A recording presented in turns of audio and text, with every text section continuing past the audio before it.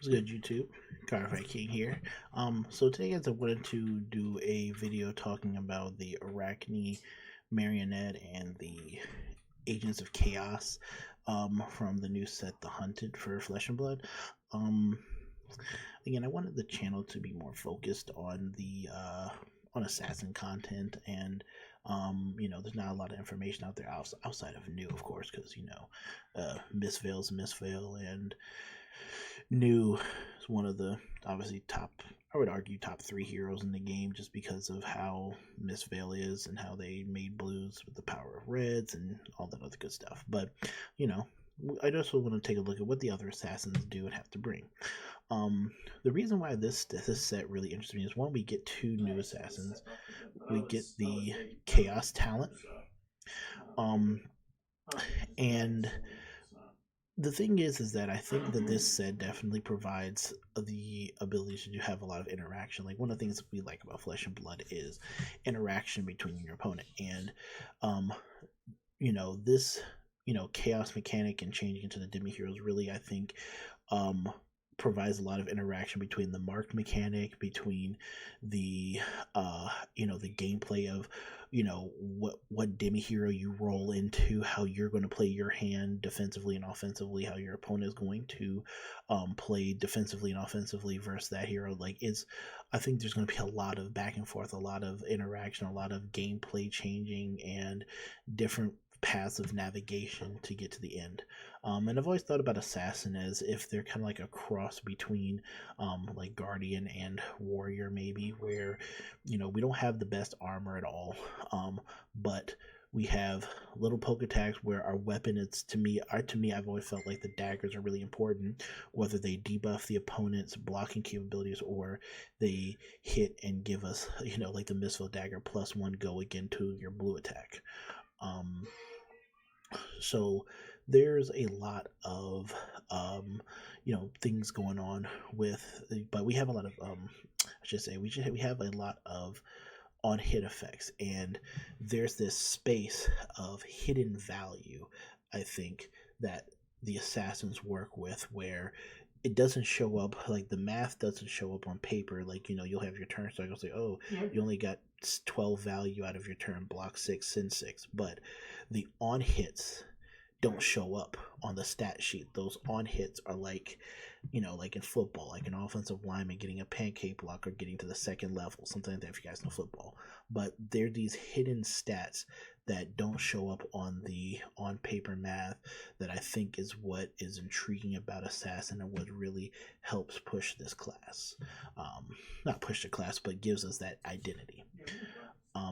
So let's start out with Marionette, because I think we want to just I just want to kind of, again, preface this.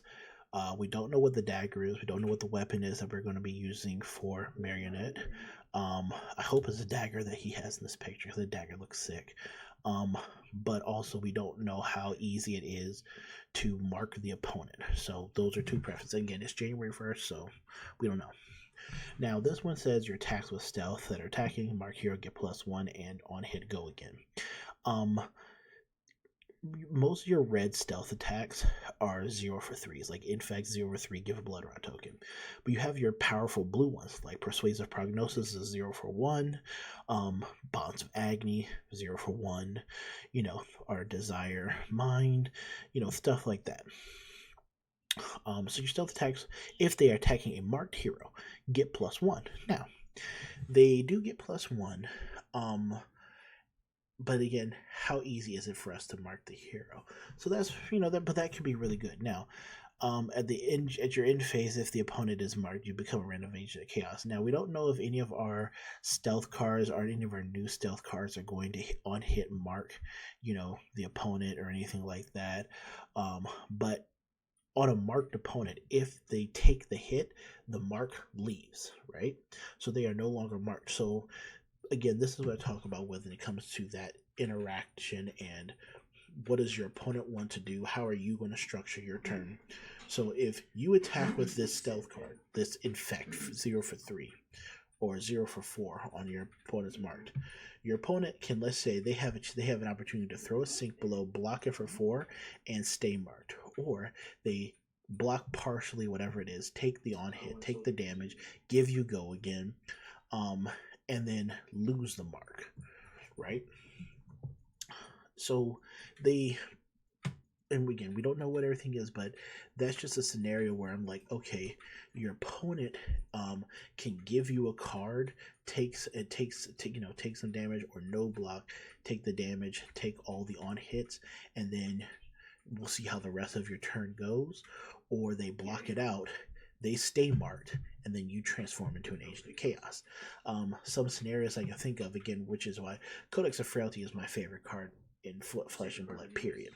One of the dangerous things is on a 2-card hand, like I'm gonna throw an infect for 4 on a marked hero. Well, you're going to give me 1 card, take 1 damage, get the blood right. Well, now it gives me go again. Then that go again can be a Codex of Frailty, and now I just use one of the most powerful cards in the Assassin kit because you hit and gave me go again. Otherwise, I would have just arsenaled this and moved on with my next turn, transforming into a new agent by doing that. So that's just an example of kind of the decision making, and if my opponent, and which is what I love about Assassin, where if my opponent does this, I want to do this. I'm gonna put them in position to where they have to give me X, Y, and Z, and if they give me X and Y but not Z, then I react this way, or I stop here and arsenal and blah blah blah. So yeah, we'll see. Now, going into the first agent, we have Black Widow, my favorite. Black Widow is easily my favorite. Art-wise, yes. Ability-wise, absolutely. So all of them most of them have this attack reaction where you just discard an assassin card. So I don't want to keep reiterating it, but you discard any assassin card, then your assassin attack gets +3, and if it has stealth, you get an additional ability. Now, that also can count for your dagger, again, which is why I would like to see your dagger. I think that the theme with this set as well, Syndra, Fang, and Arakni, they are all dagger heroes, and I think the dagger is going to be a key part to their attack rotation and their turns and how you're going to build your deck. I really think that LSS has put a focus on the weapon that you're going to be utilizing and how you are going to incorporate that into your game plan. Which has never really been a focus of Assassin. I really feel before, like, the daggers really kind of like helped you out, and I loved using the daggers. I love, one, it's a pitch outlet, so you can stack for second cycle, but also I love just the debuff effects. I love the 1 damage, like you can get 10 damage out of a dagger in a game. Yeah, I've hit you 10 times with a dagger. You don't want to block this little 1 damage attack, and then it puts you in an awkward blocking position, but you don't want to give a 3 block to a 1 power dagger, stuff like that.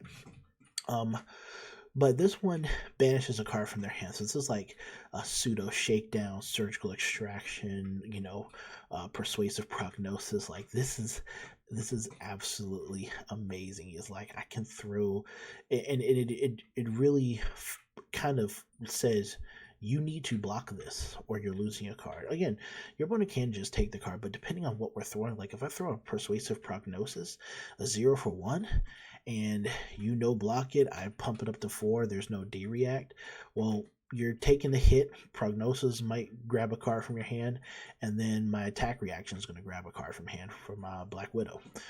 So it's really strong, grabbing cards from your opponent's hand, really hurting their offensive capabilities, putting your on hits on them and doing what you got to do. I really love this attack reaction. Funnel Web is an interesting one. So Funnel Web, they roll a 2, so you just roll a 6-sided dice. They all have the indicators on them of which one they are. So 2, Arakni Funnel Web. Funnel Web is an interesting one. You're discarding an assassin attack for +3 and banish an arsenal on hit. So it's kind of like a leave no witness on a body. Now, with Funnel Web, if your opponent rolls Funnel Web, right, depending on whether or not they have an arsenal, if your opponent, so then it puts the onus on the opponent, right? So you roll in a Funnel Web. Now, your opponent, let's say they blocked your leave no witness. They roll a 2, go in a Funnel Web. They have to decide, are they going to use the card in their arsenal? or are they going to risk you hitting them with Funnel Web and getting rid of that card in their arsenal anyways, right? If you're on Funnel Web and they don't have an arsenal, does your opponent want to put a card in their arsenal and then risk Funnel Web's ability to, rip their arsenal?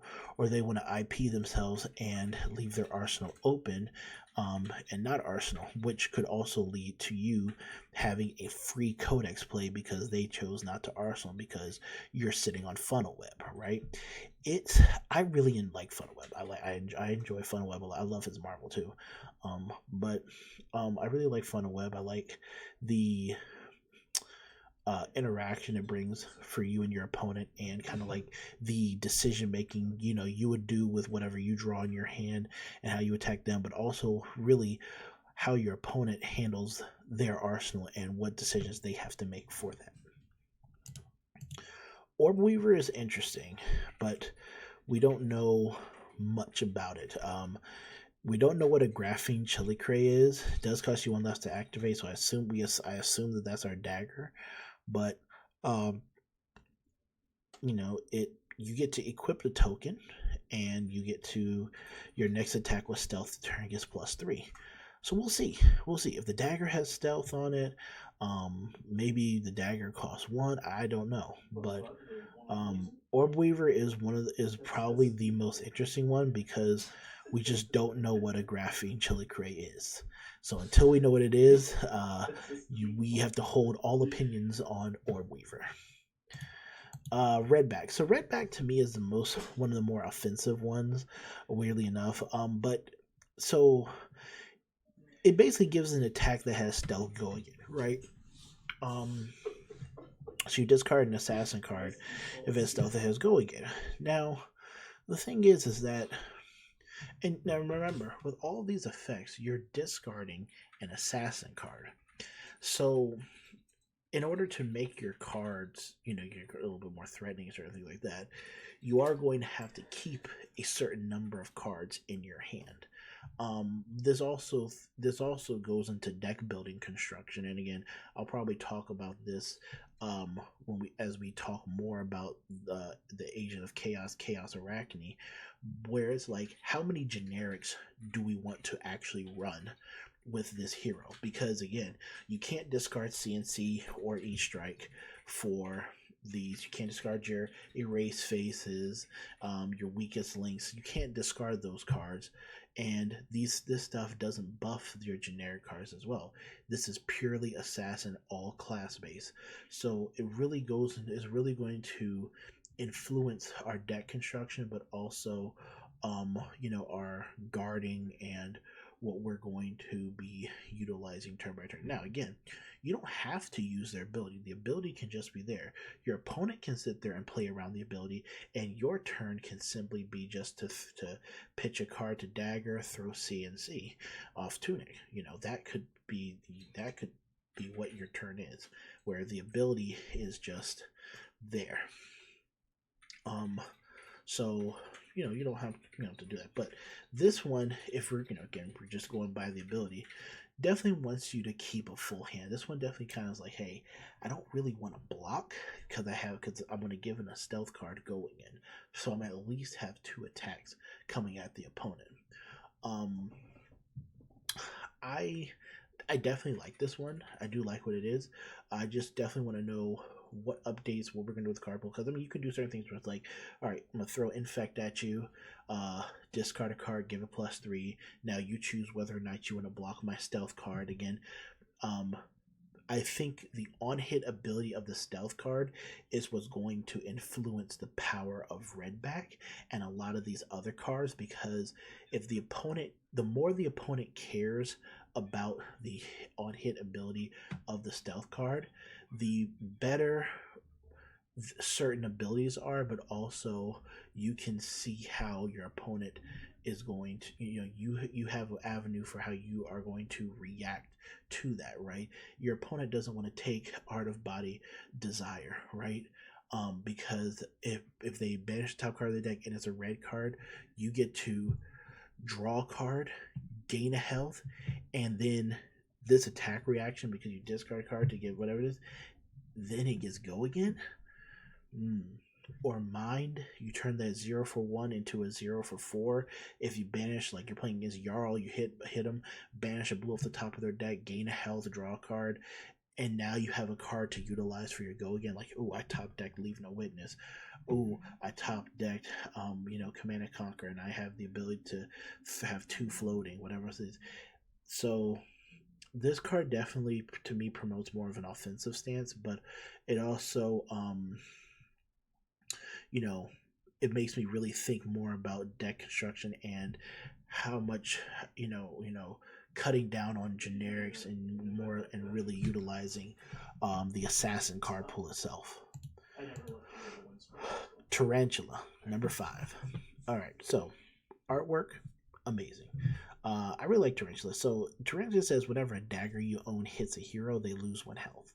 Now, obviously people have already looked at flick knives and, I can flick knives the dagger, it can hit, they'll take a damage from flick knives, then they'll lose 1 health from this ability, which is true, which is cool. I don't know if we will be using flick knives or not. Again, we don't know what our dagger is. Orbweaver is pretty interesting for adding for getting us a token or something like that. So we'll see. We will see. I definitely think that is the dagger, but we'll see how loose we could be with flicking daggers and getting them back and things like that. But all you do is discard an assassin card and your dagger attack gets +3. So again, that's the interesting one, right? These other ones like Black Widow say you discard your assassin attack gets +3, but Tarantula specifically says dagger attack, discard assassin, dagger attack is +3. So to me, again, it really puts the onus on the fact that it's like, okay, what is the dagger that we're getting? What dagger are we using? So if it's any of like our daggers, well, it's a 2 for 1. It you pitch a blue, float 1, poke for 1. You'll discard an assassin card. Your dagger gets +3, so it turns into a 2 for 4 with a debuffing on hit, something like that. And then it'll turn into a 2 for 5. I don't know if that's on rate. I think 2 for 6 is what people would call on rate. But I do like Tarantula. I think that this ability can be strong, but again, we don't know what the dagger is, but I definitely feel like the dagger is extremely important to the kit, the build, the play style of the Agent of Chaos and the Chaos Arakni, and Tarantula definitely confirms for me that the dagger is going to be a heavy part of our kit, and it's going to be something that's going to be influential. So, until we know what the dagger is, I'm definitely going to hold my, high note, low note on this card until we see what we get for dagger. And then last but not least, Arakni Trapdoor. Now, the artwork on this, unreal, amazing. Jasada, I believe, Jasada. I've seen some of the artwork from Jasada. Definitely good. Now, Arakni Trapdoor, though, this is another interesting one. And again, it's another one where we have to take deck construction into consideration. When you become this, you search your deck for a card, banish it face down, then shuffle, and if it's a trap, you can play it until the start of your next turn. So this one is, I knew this one was going to be a defensive one. Banishing our traps, we have Blood Rot Trap, we have Frailty Trap, we have Inertia Trap. Those are the traps that we have access to right now. I'll bet my bottom dollar on the fact that we are going to be getting some new traps, maybe a chaos trap or some new generic traps, hopefully a 0 for 4 trap, whatever else it is. But I'm pretty sure we're going to be getting some new traps. But again, this kind of reinforces that deck construction where instead of running the generic Sink Below Fate for Scenes, we are going to want to look at running the assassin traps. One is an assassin card, so you can discard it with the other Agents of Chaos's ability. Two, it's a searchable and playable card off of Trapdoor. Now, you can search your deck for any card and manage it face down the shuffle, so you can take a card out your deck, but I don't really see the point in taking a card out of your deck, banishing it face down. And I mean, you could use that as a bluff, but I'd rather not take a card out like that just for a bluff. I'd rather have the card in there because I want to see and potentially use every card in my deck, really. But that's what these traps are for. So we may end up pitch stacking these traps just so that we can go, if we do go into Trapdoor, we could grab it, shuffle the deck, and then do what we do. But yeah, Trapdoor is interesting. Again, I think it definitely influences deck construction and how we're going to look at things. But we'll see. Hopefully we do get a chaos trap or some more generic assassin traps, because I definitely like running a lot of the in-class cards, more so than just always throwing the generics out. But we'll see. But that's the video, guys. Hope you guys enjoyed it. Really looking forward to Arakni, the Agent of Chaos. I think the next video I want to talk about, before we get into Slip Through the Crack, I want to talk about the daggers that we have and kind of what each of them represents and their usages, and kind of like not really predict what the new dagger is going to be, but kind of like based upon history, we can see what this dagger is going to look like. But Cardfight King, I'm out.